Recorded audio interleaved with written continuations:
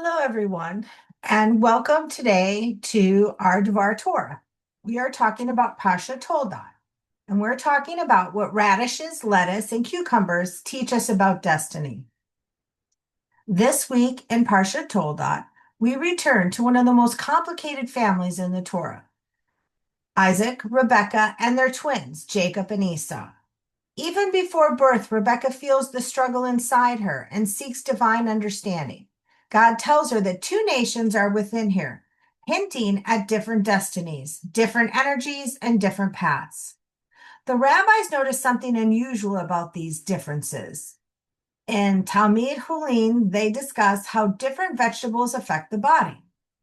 A radish breaks up food, lettuce stirs up food, and cucumbers expand the intestines. At first, it sounds like kitchen advice, not Torah. But the sages rarely speak about one thing at a time. They're not speaking only about digestion, they're speaking in metaphors. Esau is the radish. Radish breaks things apart. Esau's impulsive, fiery, constantly driven by what his body wants right now. When he comes home hungry and sells his birthright for lentil stew, he breaks up his own future for just a moment of satisfaction. Radish energy is sharp, quick, and disruptive. On the other hand, Jacob is the lettuce. Lettuce stirs quietly, subtly. Jacob doesn't overpower, he navigates, he thinks, and plans. His influence comes from within, the slow stirring of events rather than the breaking of them. His presence is gentle but transformative. And the cucumber, which expands the intestines, symbolizes capacity. In many mystical readings, Jacob's path requires an expanded spiritual capacity, holding blessing, responsibility, and covenant. But there is someone the rabbis say stands above the vegetables, above the impulses, above the tensions of the twins, and that is Rebekah. Unlike Isaac, who is guided by what he feels and sees, the taste of Esau's game, the sound of familiar voices, Rebekah sees what no one else can see. She experiences the struggle in her own body. She receives the prophecy, and she becomes, in the words of the Midrash, not just a mother, but a partner with God in guiding destiny. The Talmud teaches that there are three partners in the creation of a person: God, the Father, and the Mother. But it adds that the mother contributes the most to the substance of the person: flesh, skin, warmth, humanity.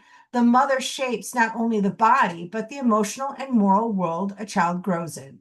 Rebekah understands her sons more deeply than Isaac does.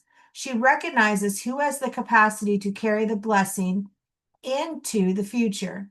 She acts with wisdom, courage, and conviction, even when it means entering uncomfortable moral territory. She sees destiny and dares to step into it. And here's a quiet message for us today. In a world that often feels fractured, full of radish moments that break things apart, perhaps the healing will come from the qualities embodied by Rebekah and by mothers everywhere: intuition, compassion, long-term vision, and the ability to stir the world gently rather than shatter it. Not loudly, not forcefully, but through the steady, patient shaping of the next generation, through the quiet wisdom that sees beneath the surface, through nurturing a spiritual capacity, an expanded heart like the cucumber that can hold blessing. If Esau represents disruption and Jacob represents careful influence, then Rebekah represents hope, the belief that with care, insight, and courage, one can redirect what seems destined for conflict into a future of blessing. May we learn from her how to guide, how to stir, and how to expand our own capacity to bring compassion into a turbulent world. Thank you so much.